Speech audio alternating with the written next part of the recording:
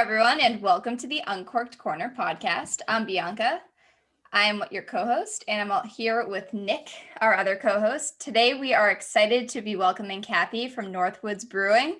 Kathy, if you could have you start by introducing yourself and telling us a bit about your background, that would be great. Awesome. Hi, everyone. I'm Kathy Aldrich. I'm the head brewer at Northwoods Brewing Company.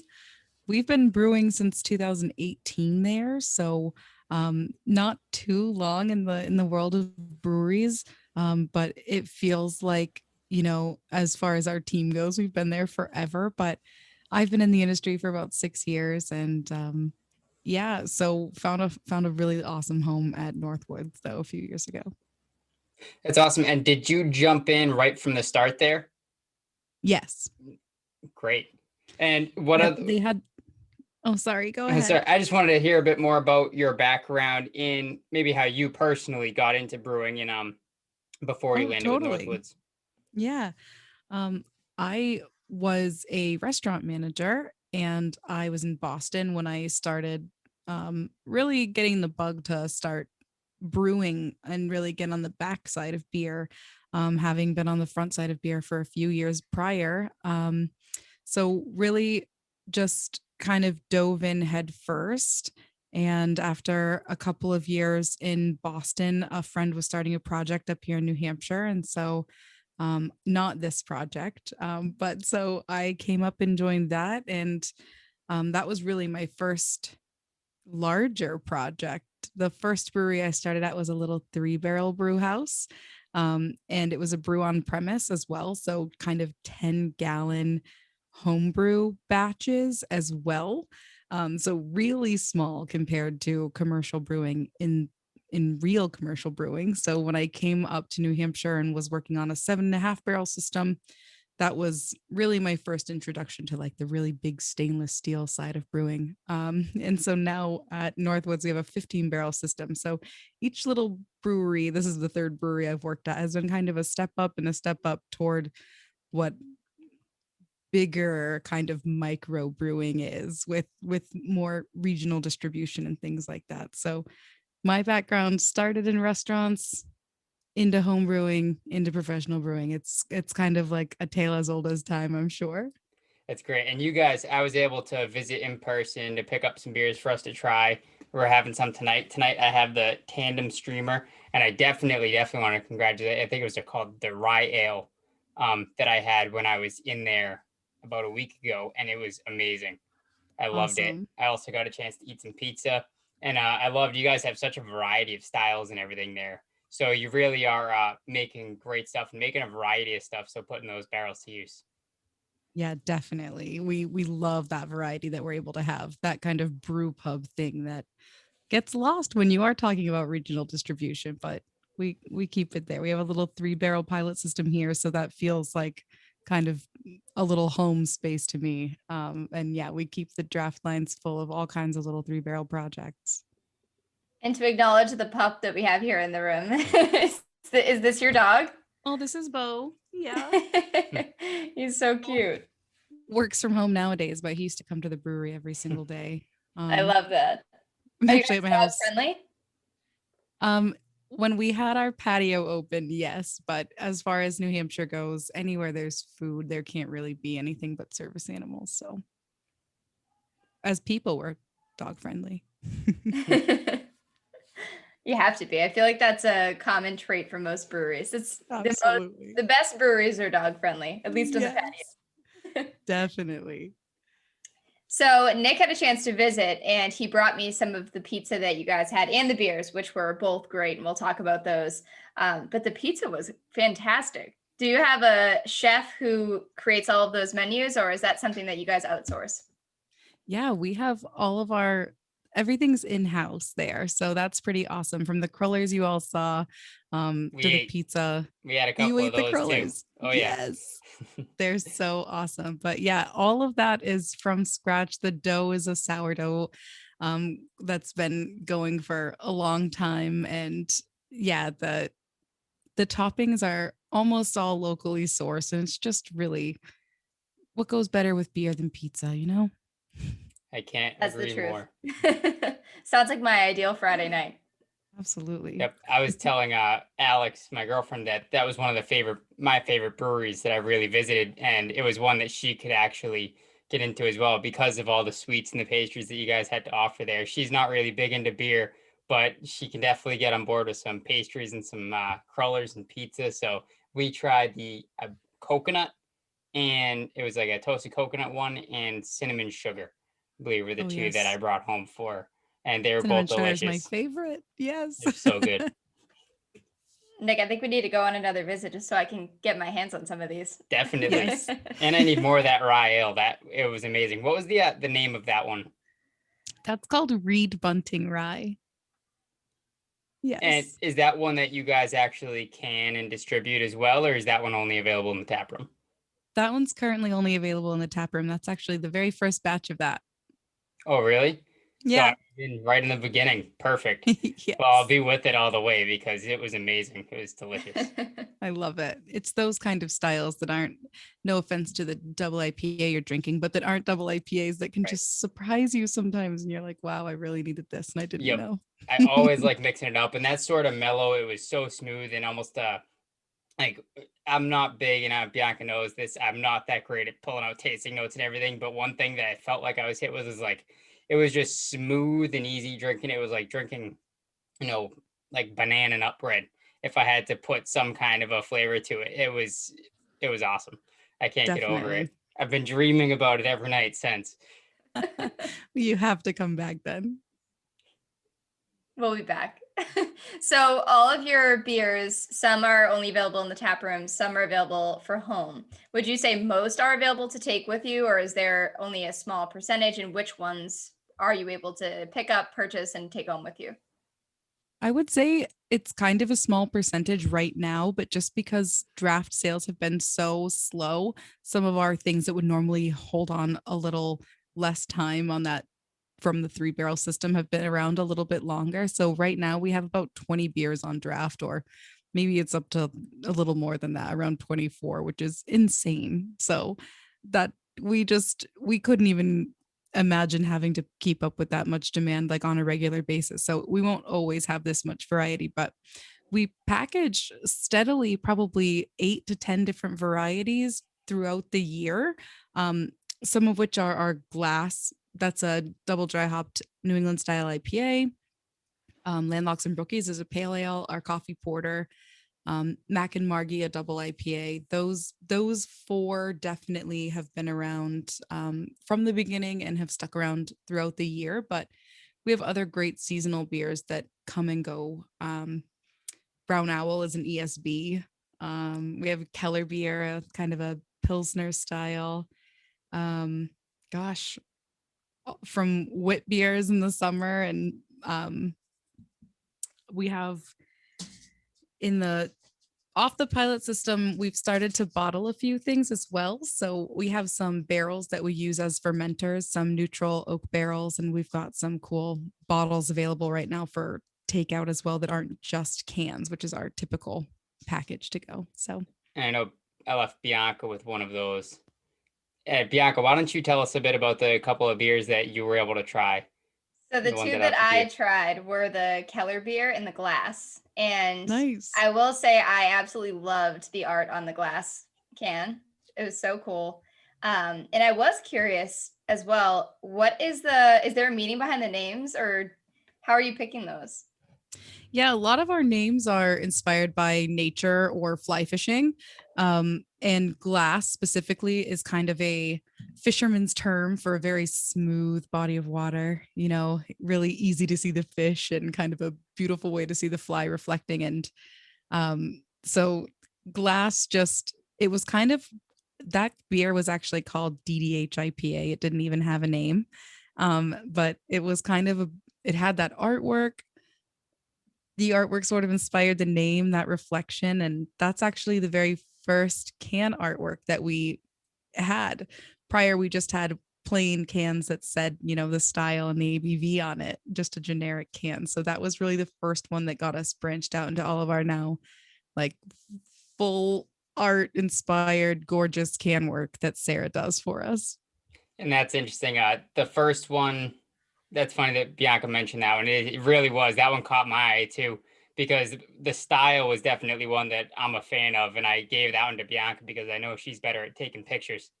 So I sacrificed that one to her because I knew we would have to get that one out there for promoting. I But love it.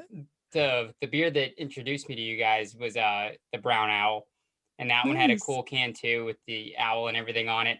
Also another delicious beer, and it's those kind of different styles that really get me excited because it's something that you don't see all the time. It's something that you don't get to taste all the time, and when you have something like that that's really done well, it's just it's something that it's a treat. It's not something you can always have necessarily, but it's really great when you do.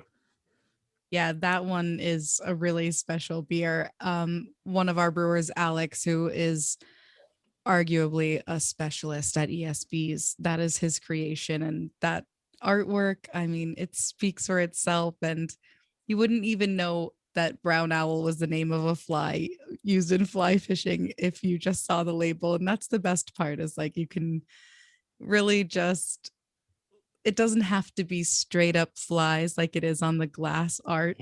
We have the beauty of Northwoods being just so all encompassing nature, from reed bunting and all of those. And why fly fishing? Our owner is really into fly fishing.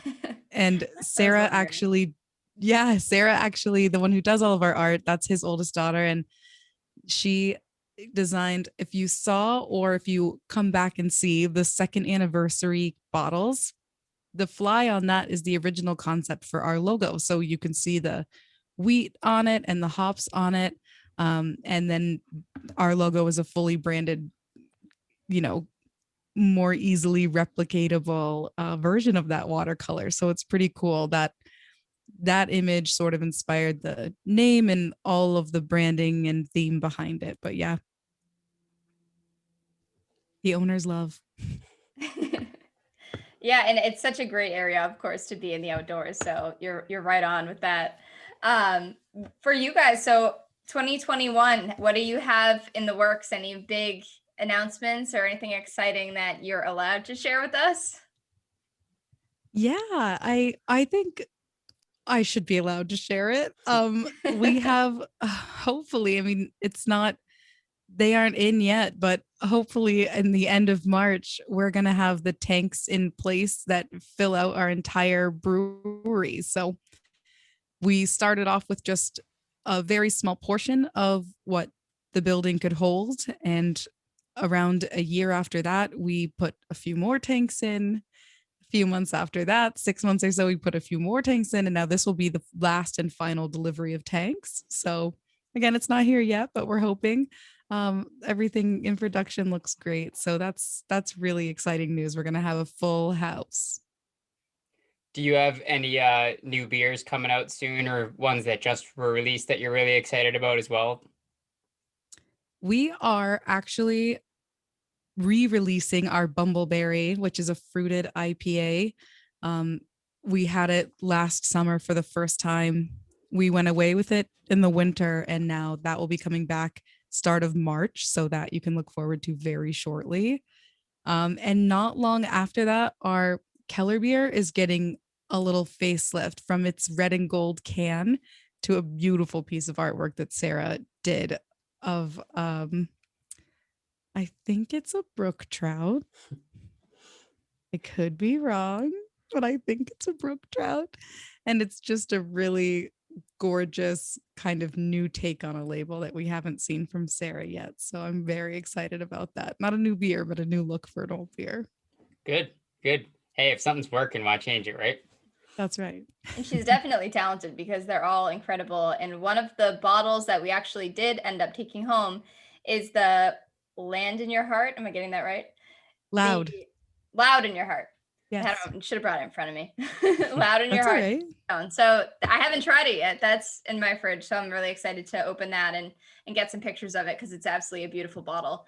But you have quite a few other bottles, same thing with incredible artwork. They all are, the photos and everything, they're outdoors. And I think it really says a lot about you guys. But the other bottles that you do have released, what are the ones that someone can pick up right now? And how are they different? Well, the Loud in Your Heart that you picked up is a saison with fruit puree, and it is half fermented in oak and half fermented in stainless and then blended. We have another wood aged fruited called Fruit Cellar, but it's 100% wood fermented and it's got local fruits. So both mixed culture fruited saisons, but also very different. A third mixed culture saison with no fruit is also a straight blend.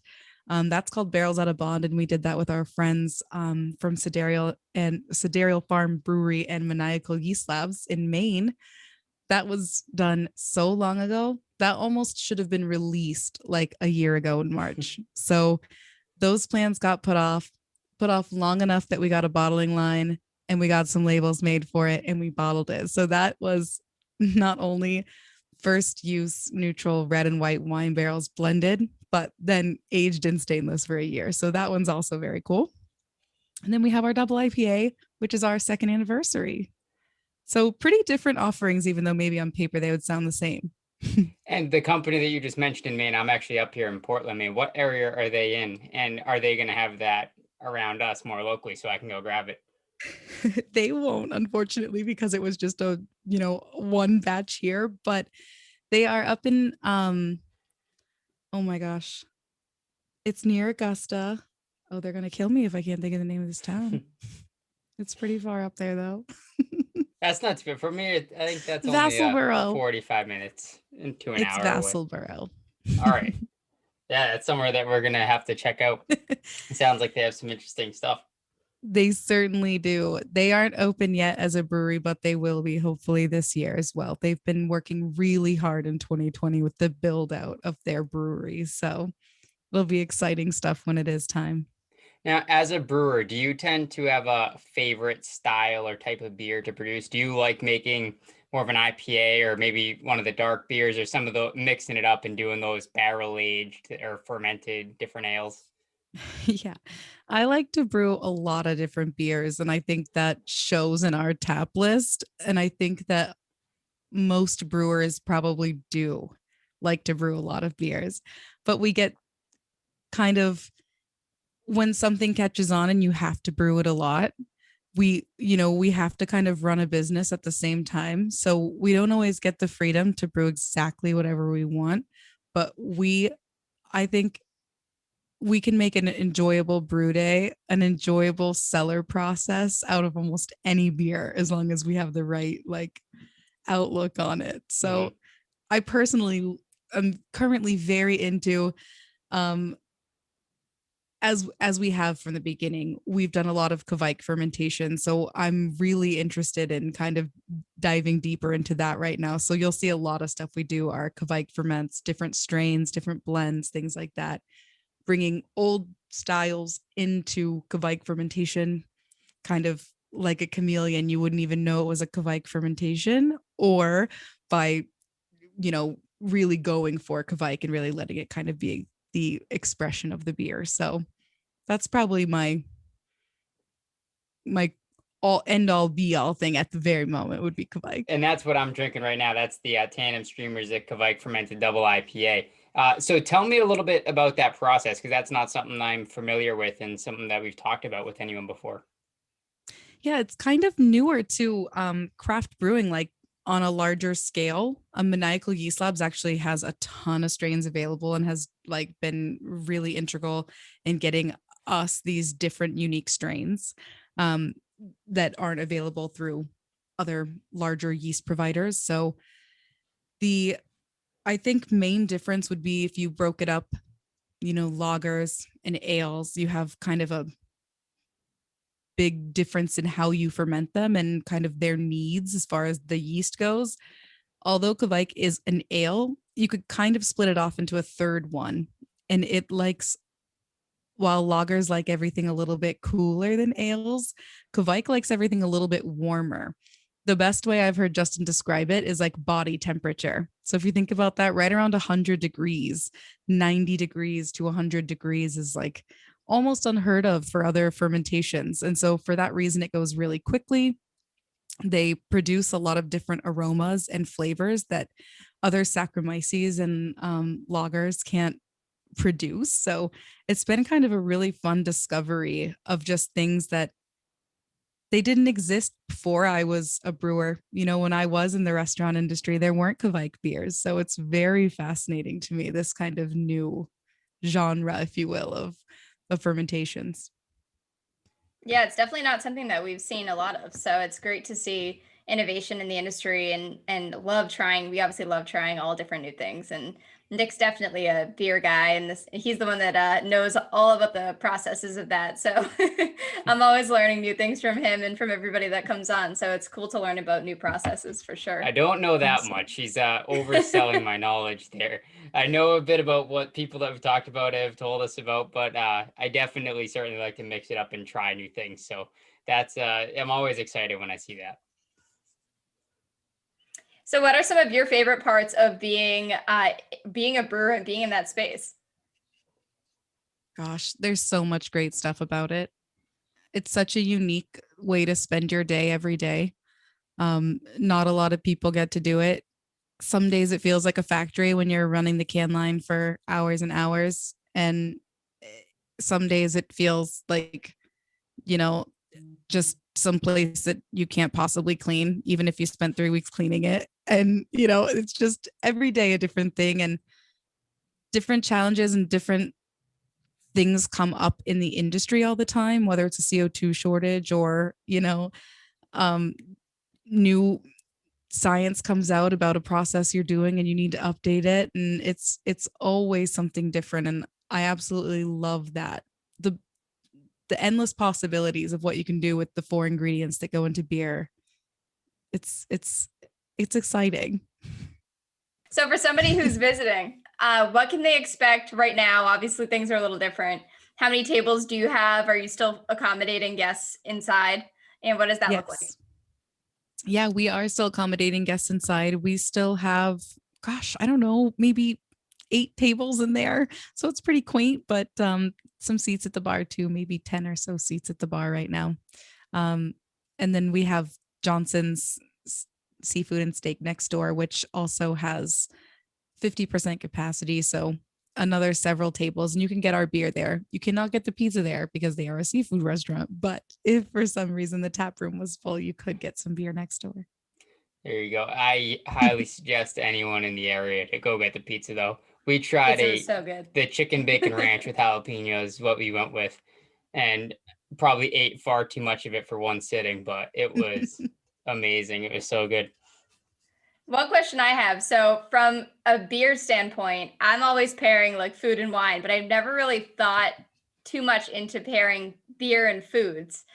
Is there a science behind that, or is there like a way that you recommend going about that, or is it kind of just all up to your preferences that night? In the end, it's up to your preferences that night. But yes, there's totally science behind it. One thing that beer has that wine doesn't is carbonation. So that's another factor that you can use when you're pairing. So a lot of things that you know about pairing wine and food would go into pairing beer and food, such as the acidity in wine and how that pairs with certain things in food, or the fruitiness.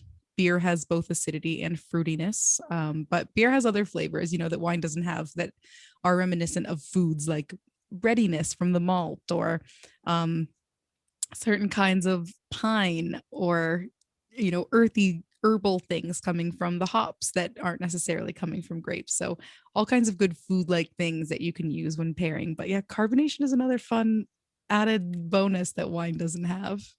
Do Not you all have wine. do you have any favorite must pair with certain styles of beer foods that you can think of off the top of your head?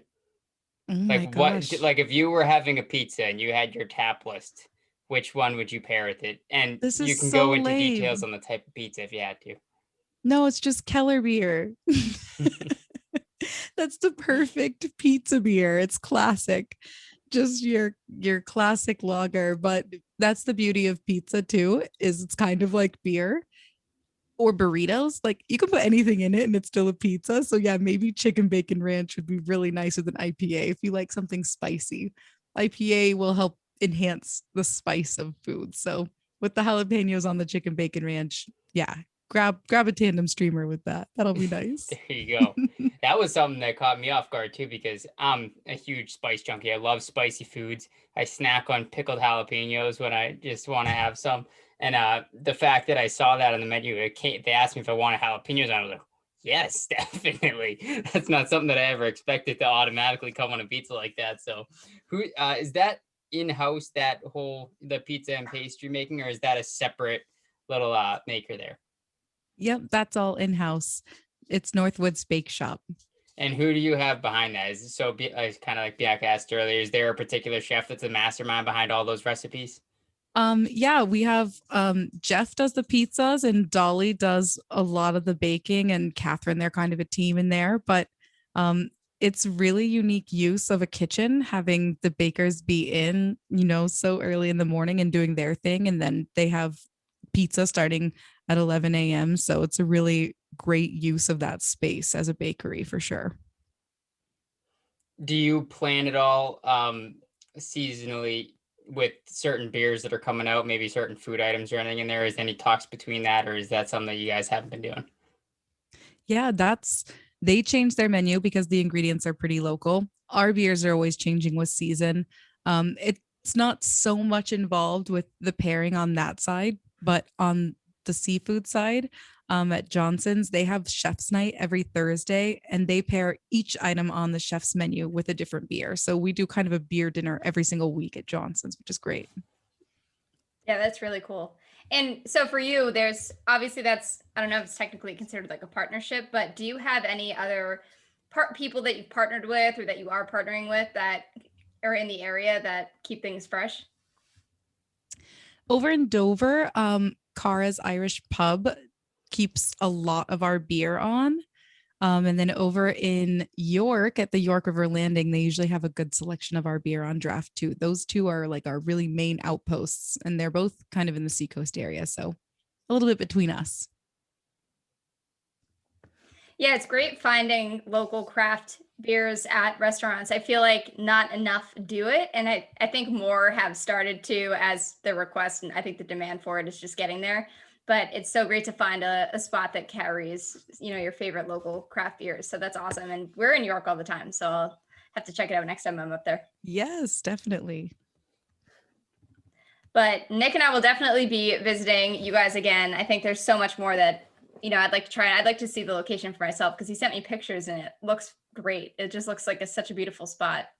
And your Instagram and your other social feeds are also beautiful. So can you tell us where we can find those and where everyone can follow you? Yes. At Northwoods Brewing Co. on Facebook, Instagram. And as far as when you guys come back, let us know. We'd love to show you around, give you a tour of the brewery, what you can't see through all the windows. For sure. And I was saying this to Bianca too. I just felt like home when I was there. Great music, great food, great beer. It's definitely a destination for anyone. I mean, it wasn't by any stretch super close for us, but I will make that drive all the time to make sure I get my fill. We do drive for good beer. That is a fact. Always worth it. Thank you so much for coming on. We had a great time talking to you tonight. We're enjoying the beer. We look forward to meeting you again and trying some more of your stuff, seeing what new that's coming out and getting more of that food and beer. So thanks again. And we look forward to talking again in the future. Cheers. Thank you so much. Cheers, guys. Be sure to follow us on social at Uncorked Corner and on the blog at uncorkedcorner.com for a taste of more food and beverage content. And if you enjoyed the show, don't forget to leave a comment, subscribe, rate, and review on whatever podcast platform you prefer. Thanks for listening.